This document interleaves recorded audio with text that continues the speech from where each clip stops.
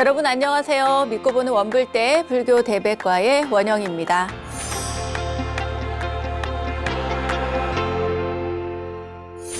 공부하다 보면 감사한 마음이 끝이 없어서 계속하여 눈물이 납니다. 수건 2개를 걸어놓고 공부하고 있습니다. 이 말은 어떤 분이 하신 말씀일까요? 바로 감사와 감동의 눈물까지 흘리며 치열한 수행정진의 삶을 사셨던 수행자들의 사표로 귀감이 되고 계신 분이죠. 청화 큰 스님의 말씀이라고 합니다. 불가에서는 옷깃만 스쳐도 인연이라는 그런 말을 많이 하는데요. 우리 삶은 수많은 인연들로 이루어져 있습니다. 그 수많은 인연 가운데 가장 감사한 인연, 아마도 부처님의 가르침과의 인연이 아닌가 싶은데요. 그 인연에 감사하고 공부할 수 있음에 감사한 큰 스님, 수건 2개를 걸어놓고 공부할 만큼 감사와 감동의 눈물로 평생을 구도의 삶을 사셨던 큰 스님의 기계에 저희 또한 많은 깨달음을 얻는 것 같습니다. 치열하다라는 말에 여러분은 어떤 느낌이 드시나요? 어떤 분들은 글쎄 너무 고단한 거 아닌가? 이런 생각을 할 수도 있겠지만 자신이 추구하는 가치를 향해서 치열하게 사는 삶이란 행복을 향한 최선의 노력이 아닌가 이런 생각도 듭니다. 자, 원영 스님의 불교 대백과 오늘도 치열하고 용맹한 수행력을 보여주신 큰 스님의 이야기로 함께 할 텐데요. 함께 하시면서 여러분도 다시 한번 그 초발심을 일으킬 수 있는 시간이 되었으면 좋겠습니다. 자, 여러분 떠날 준비 되셨죠? 지금 출발합니다. 어서 모이세요.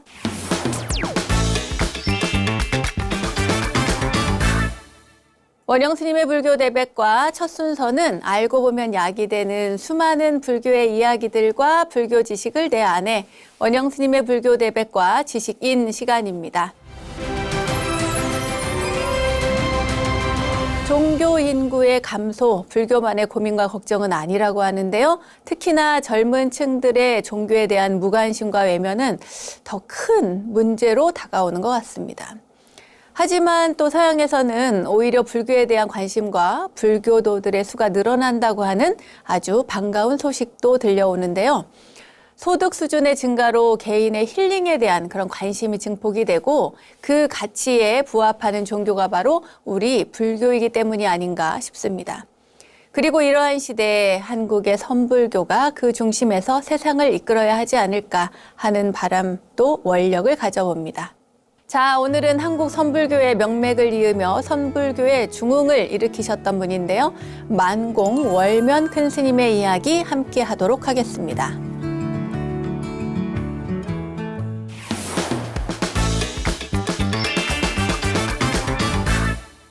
만공 월면 큰 스님은 경어 큰 스님의 해명을 이어서 근현대 한국 불교를 아주 크게 중흥시켜 하나의 큰 법맥을 형성하셨던 분입니다. 서산대사, 사명대사 이런 분들이 조선 중기 선의 중흥주라고 한다면 경어 만공 큰 스님은 한국 불교 근대 선의 중흥조라고 할 수가 있겠습니다. 만공 큰 스님의 법명은요, 월면이 법명이시고요, 만공이 법호입니다. 이 만공 큰 스님은 전라북도 태인에서 출생을 하셨는데 그 이야기를 들으면 용이 구슬을 토해요. 이렇게 토하는데 그때 구슬과 함께 광명이 막 쏟아졌답니다. 그러한 꿈을 꾸고 태어나셨다는 이야기가 있습니다. 그래서 그런지 스님이 2살이 되던 해에 그 아버지께서 어머니한테 말씀을 하기를 이 애는 속세에 이 세업을 이을 아이가 아니요. 장차 그 불가에 들어가서 고승이 될 아이라고 이렇게 이야기를 했대요. 스님은 13살 때 전북 김제 금산사에 가게 됩니다. 그런데 그 금산사에 가보고 마음이 동한 거예요. 말하자면 출가할 마음이 생긴 겁니다. 그런데 13살의 아이가 출가한다고 하면 어느 부모가 보내주겠어요. 그러니까 야반도주를 해서 어딜 가냐면 전주 송강사, 저기 밑에 송강사 말고 전주에 있는 송강사로 갑니다. 가서는 이제 이야기를 하니까 스님들이 그 사연을 듣고는 보통은 그냥 글쎄 저 같으면은 애가 와가지고 출가하겠다고 하면 그냥 부모님한테 돌려보낼 텐데 그때 그 송강사의 스님들이 저기 쌍계사, 그러니까 여기도 전라도 말고 논산에 있는 쌍계사에 진암 노스님이 있는데 그 노스님을 찾아가라고 이야기를 해줍니다. 그래서 이 어린아이가 다시 그 개나리 못짐 메고 논산 쌍계사로 갑니다. 그 아이가 쌍계사에 가보니까 마침 진암 노스님께서 계룡산 동학사로 들어가셨다는 거예요. 그래가지고 그 아이는 또 동학사로 갑니다. 가서 진암 노스님을 뵙고 거기에서 출가를 하게 되죠. 그때 나이가 14살이었다고 합니다. 대단하죠. 그러니까 뭐 여기저기 이렇게 막 다니면서 그 출가의 의지를 꺾지 않고 기필코 출가하겠다는 마음을 가지고 동학사에서 그 뜻을 이루게 된 겁니다. 이런 일이 있었대요. 동학사에 갔는데 그때 한참 행자 생활을 하고 있을 때인데요. 양식이 떨어졌답니다. 그 이제 먹을 게 없으니까 그 절에 있던 동학사에 있던 그때 당시 이제 비구 스님들이 살 때요. 지금은 뭐 동학사가 비구니 스님이 사는데 그때는 비구 스님이 사는데 젊은 비구 스님이 탁발을 나가게 됐대요. 그런데 이 탁발 나갈 때 어린 행자였던 이 스님도 그러니까 망공 큰 스님이 행자였을 때 그때 따라간다고 이야기를 한 겁니다. 저도 갈게요 하니까 이 젊은 비구 스님이 야 네가 출가한 스님도 아니고 또 머리카락까지 있는데 삭발도 안 했고 머리카락 있는 유발 동자가 무슨 탁발을 하겠니? 라고 이야기를 한 겁니다. 그랬는데 그때 스님이 이 행자 때죠. 행자 때 이야기하기를 아니 얻어먹는 사람이 승속이 따로 있습니까? 이렇게 얘기를 했다는 거예요. 저도 이 글을 보면서 웃었습니다. 맞는 말이거든요. 뭐 얻어먹는 사람이 승속이 따로 있습니까? 다 똑같죠? 그래서 우리가 이제 세속에서는 이렇게 얻어먹는 사람을 거린이라고 그래요. 스님들을 뭐라고 하냐면 걸사라고 합니다. 비구, 비구니의 원래 뜻을 살펴보다 보면 걸사라고 되어 있어요. 그 빌어먹을 걸자에다가 이 거린을 조금 높여서 선비사자를 써서 걸사라고 하고 스님들을 그리고 세속에서는 그냥 얻어먹는 거지들을 거린이라고 하는 거예요. 그런데 그 행자 때 그 어린 나이 14살 나이에 아니 얻어먹는 사람이 승속이 따로 있습니까? 이렇게 이야기할 정도면 굉장히 조숙한 편이 아니었나 이런 생각이 듭니다. 그런데 하루는 경어 큰 스님이 동학사에 오시게 됐대요.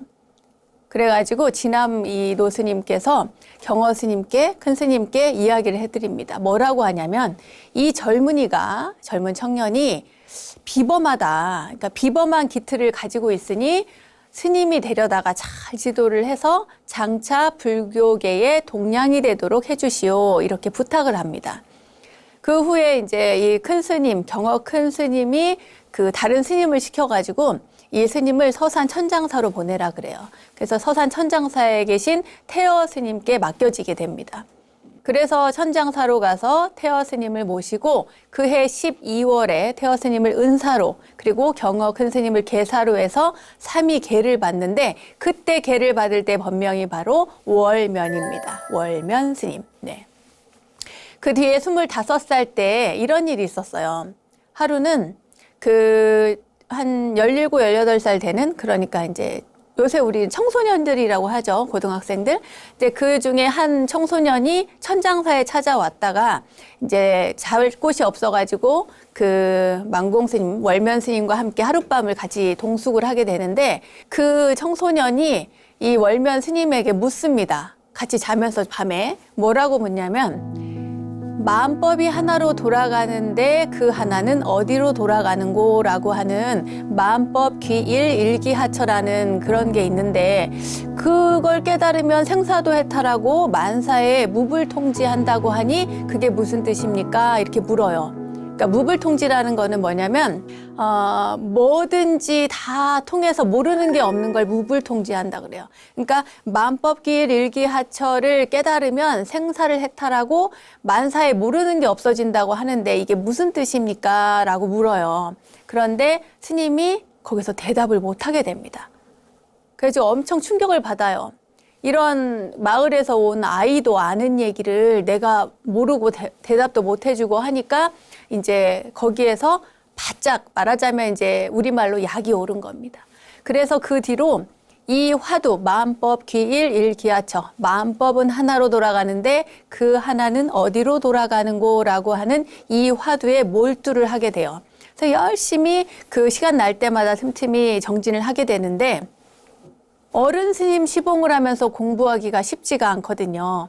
그러니까 이제 좀 자기는 이게 집중을 해서 정진을 하려고 하는데 어른 스님이 아무개야, 아무개야 이렇게 자꾸 부르니까 하다가 또 안 갈 수도 없고 이래가지고 이 스님이 몰래 또 길을 떠납니다.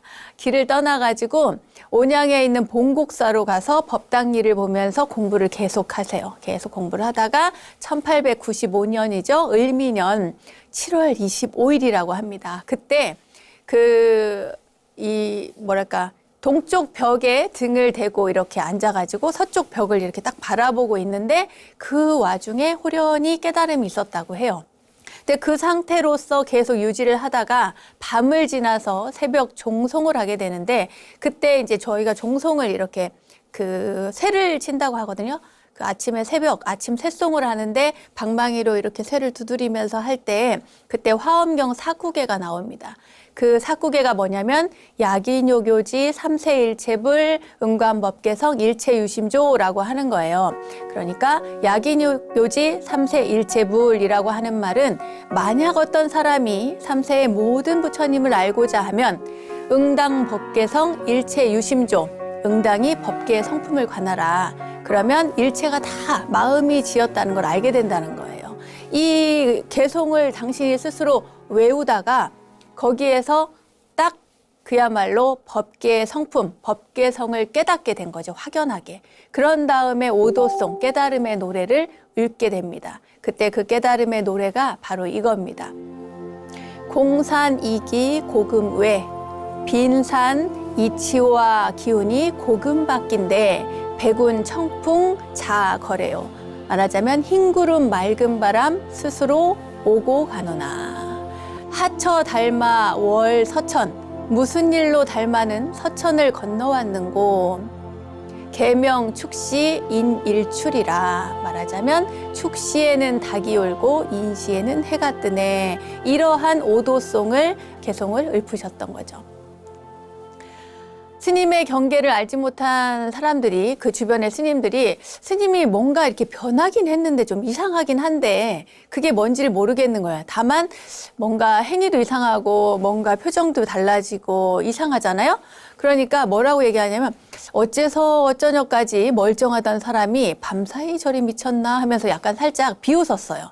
그런 막 오도송을 읽고 막 하니까 보통은 무슨 경지가 있나 이렇게 해야 되는데 설마 이렇게 생각을 한 거죠. 그래서 스님께서 이 경지를 알아보지 못하는 이들과 함께 머물 수가 없다 이렇게 생각을 하고 걸망을 짊어지고 다시 길을 떠납니다. 그때 어디를 가냐면 노스님뻘 되는 보경화상의 권유로 토굴에서 밭을 읽으면서 지내게 돼요. 거기에서 이제 말하자면 당신의 정진하신 것을 계속 살펴보면서 정진을 이어가게 되는데 3년을 보냅니다. 그 토굴에서 3년이 되던 해에 경어 큰 스님께서 이제 소문을 들으셨을 거 아닙니까? 그래서 이제 뭔가 진짜로 공부를 잘했나 점검해줘야겠다 생각을 하셨는지 큰 스님께서 오셔서 공부를 점검을 해줍니다. 그래서 이제 그때 스님이 지금까지 당신이 공부해 놓았던 것을 그 경어 큰 스님한테 말씀을 드리니까 큰 스님께서 불 속에 연꽃이 피었구나. 화중 생년이로다. 이렇게 이야기를 하셨어요. 불 속에 연꽃이 필 수 있습니까? 못 피죠. 못 피는데 불 속에 연꽃이 피었다는 얘기는 말하자면 어느 정도의 경지를 인정을 해주신 거였어요. 그런데 거기에서 그치지 않고 큰 스님께서 뭐라고 얘기를 하냐면 그대가 공부하는 만법기일 일기하처 화두는 이제 그만해도 된다. 더 이상의 진보는 없으니 다시 조주 스님의 무자 화두를 드는 것이 좋겠다. 이렇게 이야기를 해주고 떠납니다. 불 속에 연꽃이 피었구나 라고 해서 저는 완전히 그 경어 큰 스님이 망공 스님의 경지를 딱 인가를 하고 거기서 끝난 줄 알았더니 그게 아니고 그 다음에 더 공부 정진을 열심히 해서 그 다음에 경지로 이끌어 주셨던 거예요. 아무튼 그 후에 스님께서는 무자 화두를 열심히 참고하다가 무자 화두는 쉽게 말해서 개에게도 불성이 있습니까? 하니 무라고 했다는 거예요. 거기에서 비롯된 건데 전후의 이야기들이 있습니다. 찾아보세요, 여러분. 저희가 화두 그때 설명할 때 다 해드렸거든요. 저희 검색해보면 나옵니다. 네. 그래가지고 만공 스님께서 이 경어 큰 스님 계신 곳을 찾아갑니다. 찾아가서 직접 지도를 받으면서 내가 공부를 해야겠다 이렇게 생각을 하신 거죠. 그러다가 다시 이제 경어 큰 스님 밑에서 공부를 하다가 부석사, 범어사 등지를 다니면서 공부를 합니다.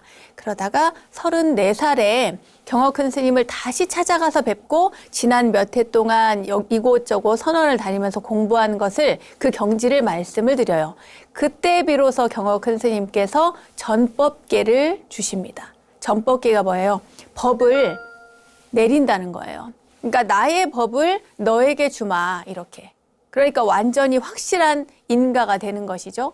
이렇게 해서 만공이라고 하는 법호를 그때 받게 돼요. 그러니까 그전에는 월면 스님이었죠. 그때까지는 계속 월면 스님으로 사시다가 만공 스님이라고 하는 법호를 경호 큰 스님께서 전법계를 내려주시면서 그때 법호를 주신 겁니다.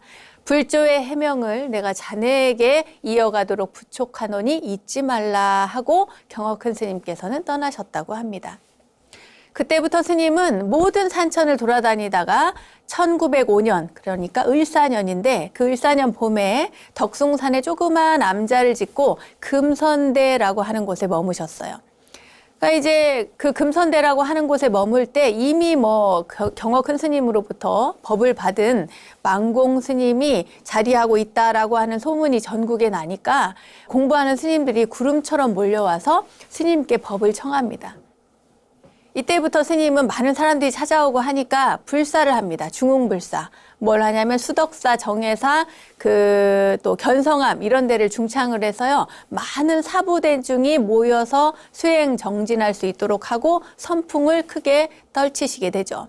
그 뒤에 이제 금강산 유점사에 있는 마하연 선원에 갑니다. 그곳에서 여름한거, 하한거를 3번 지내신 걸로 알려져 있습니다.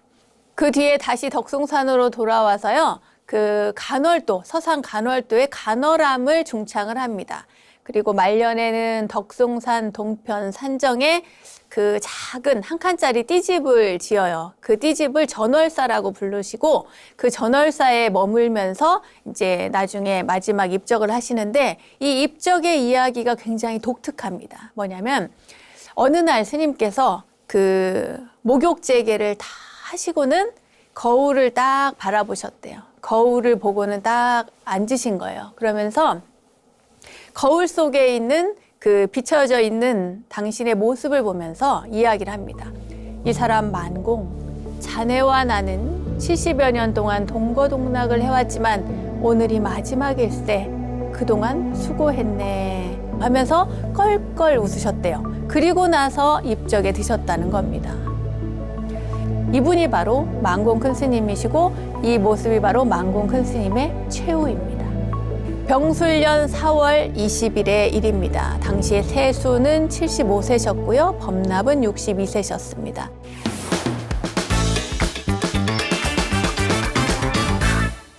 자, 지금부터는 만공 큰 스님의 얽힌 일화에 대해서 소개를 해드리도록 하겠습니다. 먼저요, 만공 큰 스님께서 검은고를 타셨다는 이야기 여러분 들어보신 적 있으십니까? 네, 만공 큰 스님께서는 수덕사 초당에서 이렇게 검은고를 즐겨 타셨다고 해요. 너무 멋지죠? 네. 어느 날 한 스님이 만공 큰 스님께 여쭤봤습니다. 스님, 검은고를 타면 마음이 즐거워집니까? 슬퍼집니까? 이렇게 여쭤봤대요. 마침 그 두 분께서 차를 마시고 있었대요. 그때 큰 스님께서 찻잔에 물을 가리키면서 그때 질문을 한 스님한테 되물었습니다. 이 찻잔의 물이 깨끗한 것이냐 더러운 것이냐 이렇게요. 그야 깨끗한 것이죠. 찬데. 자, 그럼 내가 마신 찻잔의 물은 나중에 오줌으로 나올 거다. 그거는 깨끗한 거냐 더러운 거냐 이렇게 물은 거예요. 스님은 이번에는 더러운 것이라고 대답을 했죠. 그러자 만공 스님은 그 스님의 말이 떨어지기가 무섭게 이렇게 말을 했습니다. 그 오줌이 땅에 젖어 물기가 되고 그 물기를 도라지가 빨아먹어서 꽃을 피웠다. 자, 그때 그 꽃은 깨끗한 것이냐 더러운 것이냐? 그 꽃은 깨끗한 겁니다. 이렇게 이야기를 했어요. 그러자 만공 스님은 스님의 대답에 빙그레 웃으시면서 한 소리를 했습니다. 너는 물 한 잔을 가지고 깨끗했다, 더러웠다 마음대로 바꾸는구나. 보아라, 물은 원래 더럽지도 않고 깨끗하지도 않은 것이다. 그것이 찻잔에 담기면 깨끗해지고 오물통에 담기면 더러워진다. 같은 물이라도 이렇게 다르게 보이는 것이니라. 검은 고가락도 슬픈 사람이 들으면 슬프게 들리고 기쁜 사람이 들으면 기쁘게 들리는 것. 기쁘고 슬픈 것은 없는 것이다. 이렇게 이야기를 하셨대요. 그럴듯하죠, 여러분? 저는 정말 고개가 끄덕끄덕해지더라고요. 음악을 들어도 내가 기분이 어떠느냐에 따라서 그 음악 소리가 달리 느껴집니다. 마찬가지로 모든 세상의 만물은 내가 어떻게 받아들이느냐에 따라 달라지는 거죠. 그래서 진리는 하나입니다. 좋고 나쁘고 예쁘고 밉고를 분별하는 것이 아닌 거예요. 이렇게 분별의 관념에서 벗어나면 그가 무엇이든지 간에, 그가 누구이든지 간에 그 상대가 바로 부처이고 스승인 것입니다. 망공 큰 스님께서는 그걸 알려주신 거예요. 찻잔 하나로. 네.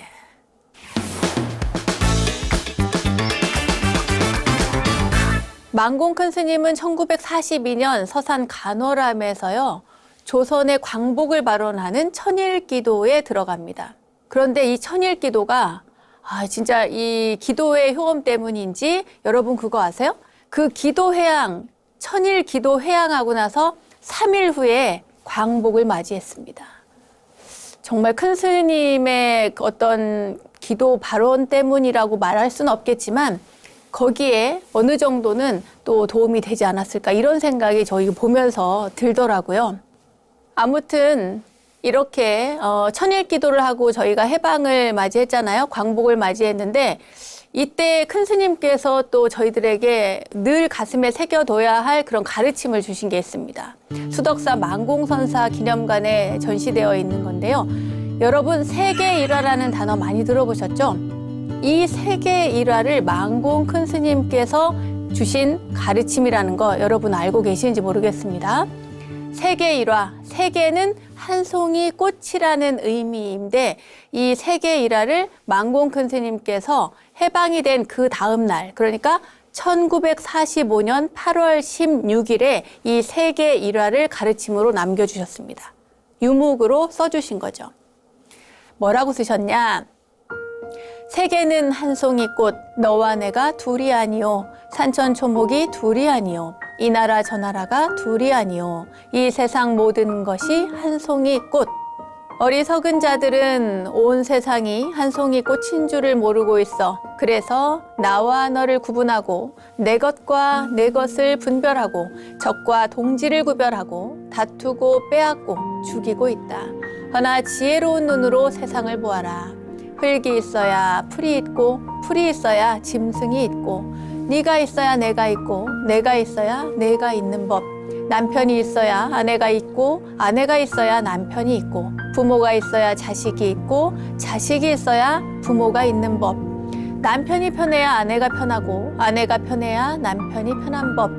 남편도 아내도 한 송이 꽃이요. 부모와 자식도 한 송이 꽃이요.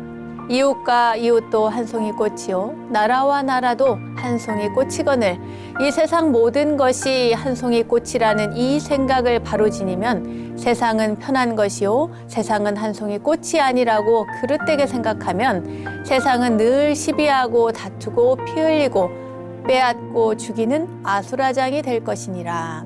그래서 세계 일화의 참뜻을 펴려면 지렁이 한 마리도 부처로 보고 참새 한 마리도 부처로 보고 심지어 저 미웠던 원수들마저도 부처로 봐야 할 것이요. 다른 교를 믿는 사람들도 부처로 봐야 할 것이니 그리하면 세상 모두가 편안할 것이니라. 이것이 바로 세계 일화의 이야기입니다. 망공 큰 스님께서 남기신 세계 일화에는 종전 후에 패망한 나라나 승전국이나 하나의 꽃이 되어야 된다는 그런 메시지가 담겨 있었던 거죠. 쉽지 않죠. 원한을 자비로 승화시켜서 동체 대비를 구현해야 한다는 그런 말씀이신데 쉽지 않지만 그런 마음을 자꾸 내려고 하라는 겁니다. 만공 큰 스님은 일본의 그 탐욕스러운 야망이 불러온 깊은 상처와 2차 세계대전으로 혼돈과 공포에 빠져있던 인류에게 패전국이나 승전국이나 하나의 꽃으로 피어나야 한다는 그런 화두를 던져준 거예요. 이 승전국, 패전국의 이야기를 떠나서요, 우리가 가까운 사람들과도 좋은 관계를 유지하다가 또 멀어지기도 하고, 또 멀어졌다가 또 가까워지기도 하지 않습니까? 그런데 이게 감정이 너무 격해지고 극단적으로 가다 보면 이게 그 용서가 쉽지 않은 경우들이 참 많습니다. 어쨌거나 큰 스님께서는 동체대비의 이야기를 하셨잖아요. 원한을 자비로 승화시켜야 된다. 동체대비의 이야기를 항상 하셨습니다.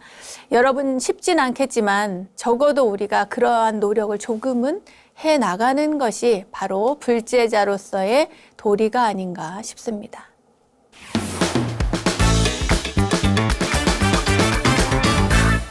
다음은 재밌는 이야기를 해드릴게요. 뭔가 좀 특이하고 유명 인사가 등장을 하는데 재밌기도 하고 해서 소개를 해드립니다. 만공 큰 스님은 인근에, 그러니까 이제 서산에 사셨으니까요, 인근에 홍성이라고 하는 지역이 있는데 그 홍성이 고향인 김자진 장군과 친구처럼 굉장히 허심탄회하게 지냈다고 합니다. 그 유명한 김자진 장군과 친구였다는 거죠. 그 김자진 장군은 여러분 아시겠지만 훗날 독립군 총사령관으로 청산리 대첩에서 대승을 거두신 분이죠. 그 김자진 장군은 젊은 시절부터 천하장사로 아주 유명했는데 세상에 만공 큰 스님 또한 조선 팔도에서 힘으로 스님을 당할 자가 없을 정도였다고 합니다. 만공 큰 스님과 김자진 장군은 만나면 떨어질 줄을 몰랐대요. 이게 뭔 말이냐면 두 분이서 막 너무 즐겁게 재밌게 막 이야기하고 야자하면서 잘 놀았다는 표현은 좀 그렇지만 아무튼 잘 지내셨나 봐요. 재밌게 어린아이처럼 장난도 많이 치셨답니다.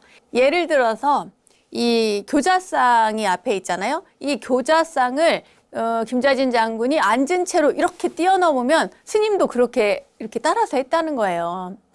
그런데 언젠가는 두 분이 팔씨름이 붙었는데 김자진 장군하고 만공 스님이 이렇게 팔씨름 했다고 생각을 해보세요. 그 풍경만으로도 너무 즐겁지 않습니까? 그런데 두 분이 팔씨름을 붙었는데 끝내 승부가 나지 않았다고 합니다. 아무튼 이렇게 두 마리의 호랑이 같은 그런 느낌이 들 정도로 두 분께서 굉장히 절친하게 또 때로는 으르렁거리면서 이렇게 잘 지내셨다고 합니다. 저는 이 대목이 특별한 교훈이 있다거나 그런 것은 아니지만 그런 일도 있었다. 좀 뭔가 듬직하고 재미있고 그래서 여러분들에게 알려드렸습니다.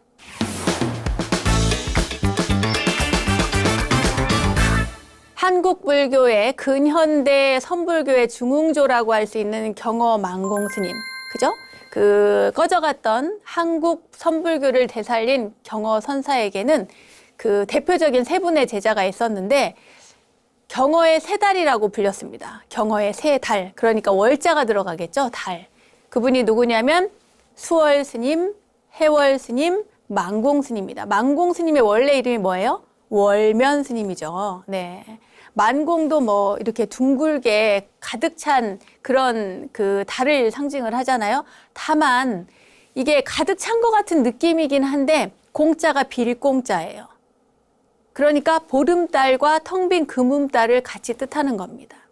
그러니까 경어선사의 세 제자, 수월스님, 해월스님, 만공스님, 이렇게 세 분이 대표적인 경어 큰 스님의 세 달이라고 불리는 제자였습니다. 하나같이 법에 대한 안목이 아주 뛰어난 분들이셨습니다. 근데 하루는 방에서 수월스님이 만공스님이랑 이렇게 마주 앉았어요. 기라성 같은 스님들이 마주 앉은 겁니다. 그때 수월 스님께서 느닷없이 숭늉그릇을 하나 쭉 내민 거예요. 그리고는 만공 스님에게 이렇게 얘기합니다. 여보게 만공, 이것을 숭늉그릇이라고도 하지 말고 숭늉그릇이 아니라고도 하지 말고 어디 한마디 똑바로 일러보소, 이렇게 이야기를 한 거예요. 그러니까 이 말을 들은 만공 스님은 갑자기 자리에서 벌떡 일어났습니다. 그리고는 수월 스님이 내민 그 숭늉그릇을 낚아채서 방 밖으로 나갔습니다. 자, 여러분 어떻게 할까요? 여러분이라면 어떻게 할까요? 그걸 둘러 마실까요? 둘러 마신대. 마실까요? 아니고 마루에 서더니 스님께서는 그 숭늉그릇을 마당으로 휙 던져버렸습니다. 그러고 나니까 숭늉그릇이 와장창 하고 깨졌죠. 그리고는 아무 일도 없었다는 듯이 다시 방으로 들어와서 앉았습니다. 그걸 본 수월 스님의 반응도 뜻밖이었죠. 자신이 건넨 그 숭늉그릇이 박살이 났는데도 화를 내지 않았습니다. 오히려 잘했어, 참 잘했어 이렇게 칭찬을 했다는 겁니다. 수월 큰 스님이 지금 여러분 눈앞에 똑같이 그 숭늉그릇을 내밀면서 같은 질문을 던졌다고 생각을 해보세요. 여러분은 어떻게 하겠습니까? 숭늉그릇이라고도 할 수도 없고 아니라고 할 수도 없으니 아마 답답하지 않을까 싶습니다. 글쎄 저는 약간 객기를 부려서 그 숭늉을 마실 것 같은 그런 느낌이 드는데 아무튼 이 무릎만 보면 마치 창문도 방문도 없는 그런 방에 빈 방에 갇힌 것 같은 느낌이겠죠? 한번 생각해 보세요. 수월 스님의 물음을 듣고서 나는 왜 답답해졌을까? 그건 이유가 있습니다. 그건 뭐냐면 숭늉그릇도 아니고 숭늉그릇이 아닌 것도 아니다라고 하는 어떤 틀 속에 딱 갇혀가지고 옴짝달싹 못하게 만들어버린 거죠. 자, 그럼 만공 큰 스님은 왜 그 숭늉그릇을 그렇게 던져서 박살을 내버렸을까요? 사실 만공 큰 스님은 숭늉그릇을 깬 게 아닙니다. 그러니까 그 깨져버린 게 단순한 숭늉그릇이 아닌 거예요. 수월 큰 스님이 이렇게 더 씌워놓은 생각의 틀, 그 패러다임을 부숴버린 겁니다. 그 틀을 없애버린 거예요. 만공 큰 스님은 그 틀을 딱 깨트려 버렸으니까 더 이상 매일 게 없죠. 구속된 게 아무것도 없이 자유로운 상태가 된 겁니다. 그러니까 이제부터는 숭늉그릇이라 해도 되고 숭늉그릇이 아니라고 해도 아무런 상관이 없는 거죠. 제가 너무 많은 해석을 했죠. 사실은 이것도 그 생각을 여러분들에게 더 씌운 것일지도 모릅니다.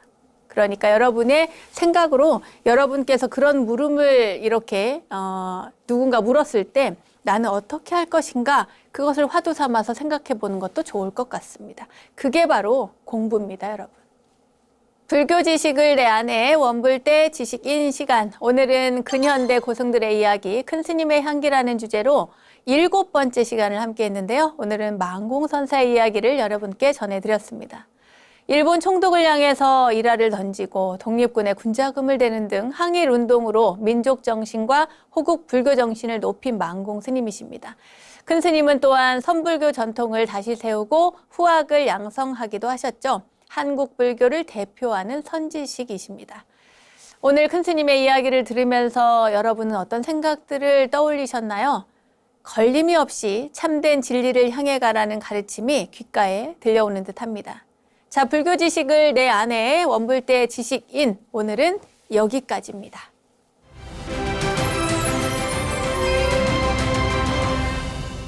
저절로 알게 되는 사찰 이야기, 오늘은 이절로, 아니 저절로 시간입니다. 오늘은 사찰이 아닌 불교의 전설에 전해지는 한 고장으로 떠나볼까 하는데요. 그곳은 바로 충청북도 괴산군 증평읍 사곡리입니다. 증평읍 사무소에서 36번 국도를 따라서 충주 방면으로 한 1km쯤 가다 보면 미암교 앞에서 제방도로로 접어들어서 사곡교에서 3번 군도를 따라서 2km쯤 가면 사곡 1리 사청마을에 닿게 되는데 이 마을 한가운데 사곡리 우물, 일명 말세 우물이 있다고 합니다. 이 우물의 전설에는 한 스님이 등장해서 이야기가 이어지는데요. 과연 어떤 이야기인지, 말세 우물은 어떤 사연을 담고 있는지, 자, 그럼 함께 이야기 속으로 떠나보겠습니다. 세조가 왕위에 오른 지 몇 해가 지난 어느 해 여름에요. 아주 오랜 가뭄으로 이 진짜 산천초목 산하대지가 다 타는 듯이 메말랐습니다. 그러던 어느 날 한 스님이 지금의 충청북도 사곡리 마을을 지나게 됐는데 그때 막 이렇게 우물을 찾았나 봐요. 근데 아무리 찾아도 마을에 하나쯤은 있어야 될 우물이 없는 거예요. 우물이 안 보입니다. 그래서 하는 수 없이 스님이 어느 집 이 살인문을 밀고 들어갔어요. 주인장 계십니까? 지나가는 객승이 목이 말라서 그러니 물 한 그릇 얻어 마실까 합니다. 그러는 거예요. 그러니까 그 집에서 대청마루에 잠깐만 앉아 계세요. 제가 물을 좀 길러 오겠습니다. 그래요. 그러니까 주인 안악이 물을 이제 스님에게 드리려고 보니까 물이 없는 거예요. 그래가지고 그 물동이를 이고 밖으로 나갑니다. 그런데 아무리 기다려도 이 안악이 물을 길러 가서는 몇 시간이 지나도 나오질 않는 겁니다. 스님은 이제 목도 타지만 좀 이상하게 생각이 드는 거예요. 그래서 도대체 뭔 일인가 하고 이제 기다리는데 저녁 무렵이나 돼서 안악이 돌아옵니다. 돌아와서 걸음을 얼마나 재촉했는지 막 숨을 몰아쉬면서 한 손으로 막 구슬땀을 닦으면서 물동이를 이고 온 거예요. 아유, 스님 오래 기다리게 해서 죄송합니다 하면서 이 안악이 공손하게 물을 떠서 스님께 드렸어요. 정말 착한 분이죠. 이 보살님 보통 착한 게 아니야. 그 이제 스님이 그 물을 마시고 나서 그리고는 이제 안악에게 물었어요. 그 샘이 멀리 있나 보군요 라고 묻습니다. 그러니까 이제 그 보살님이 안악이 하는 얘기가 이 마을에는 샘이 없다는 거예요. 여기서 한 10리쯤이나 가야 물이 있어서 그 물을 길어왔다는 거예요. 그리고 이제 스님이 너무 고맙죠. 그래서 고맙다고 수고했다고 이렇게 치하를 하고 나서 그 다음에 이제 옛날 스님들은 이렇게 만행 갈 때 지팡이를 많이 이렇게 짚고 다니셨잖아요. 그 이제 지팡이로 이 마당을 이렇게 두들겨 봐요, 스님이. 근데 이 스님이 뭔가 도가 굉장히 높으신가 봐. 그러더니 하시는 말씀이 과연 이 마을은 물이 귀하겠군요. 마을 땅이 층층이 안반으로 덮여 있으니 원. 하지만 너무 걱정하지 마시오. 내 주인 아주머니의 은공에 보답하기 위해서 내가 좋은 우물 하나를 선사하고 가리다. 이렇게 얘기를 하는 거예요. 그리고는 스님이 집을 나와서 그 마을을 구석구석 이제 이렇게 보면서 살피시는 거예요. 그러니까 동네 한복판에 이렇게 다니시다가 어느 지역에 보니까 아주 큰 바위가 하나 있어요. 큰 바위 앞에 가가지고 스님이 그 지팡이를 다시 들어가지고 이제 두들겨 봐요. 이렇게 똑똑하듯이 이렇게 바위를 두드립니다. 그러더니 스님께서 여기를 바위를 파라고 이야기를 해줍니다. 근데 이제 그 청년들이 보니까 바위를 어떻게 파요? 바위를 깨부숴야 되는데. 그러니까 스님이 잔말 말고 파라 그래, 여기를 파라고. 그러면은 여길 파면 겨울이면 더운 물이 솟아날 것이고 여름이면 그 냉차 같은 시원한 물이 나올 거라고 얘기를 해줍니다. 뿐만 아니라 아무리 가물어도 마르지 않고 또 장마가 져도 넘치지 않을 것이오 라고 얘기를 합니다. 그러니까 이제 청년들이 스님 말씀을 믿고 그럼 한번 파보자 이래가지고 계속 파요. 한 닷새쯤 팠을 때 아니 진짜 이 바위 틈에서 샘물이 솟기 시작하는 거예요. 너무 맑고 깨끗한 물이 콸콸 흘러 넘칩니다. 그래가지고 이 우물을 채웠어요. 그러니까 너무나 기뻐하죠. 사람들이 그 가뭄에 얼마나 기뻤겠어요. 그런데 스님께서 그 마을 사람들을 보고 이야기를 합니다. 뭐라 하시냐면 다들 조용히 하고 소승의 말을 잘 들으세요 하면서 앞으로 이 우물은 넘치거나 줄어드는 일은 없을 겁니다. 하지만 만일 이 물이 넘치는 날에는 나라에 큰 변이 있을 겁니다. 이렇게 얘기를 한 거예요. 그러면서 다시 또 이야기를 해요. 지난날 수양대군이, 그러니까 지금 세조죠.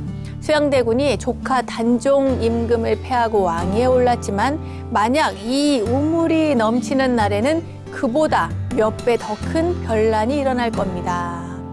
이 우물이 3번 넘치는 날이 되면 이 세상은 말세가 되니까 그때 여러분은 이 마을을 떠나시오.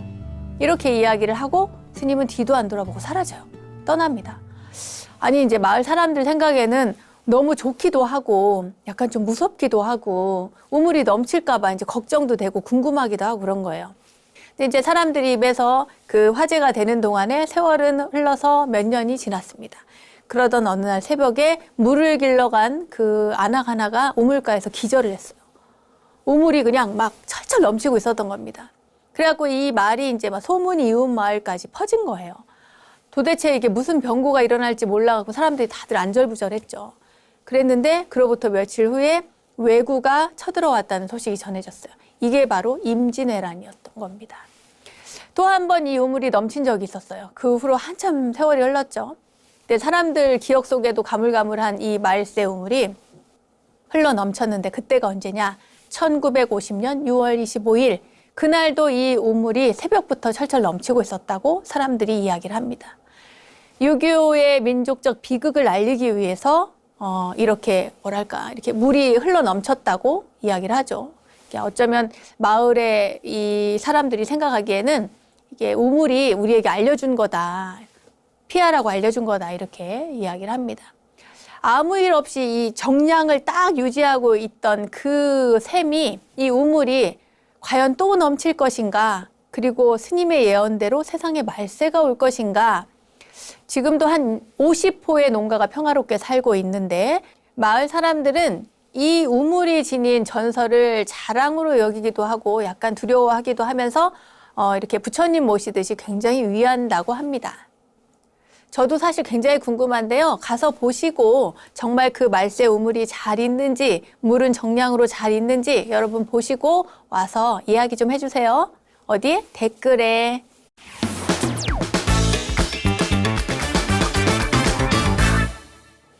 원영스님의 불교 대백과 오늘도 즐겁고 유익한 시간 되셨나요?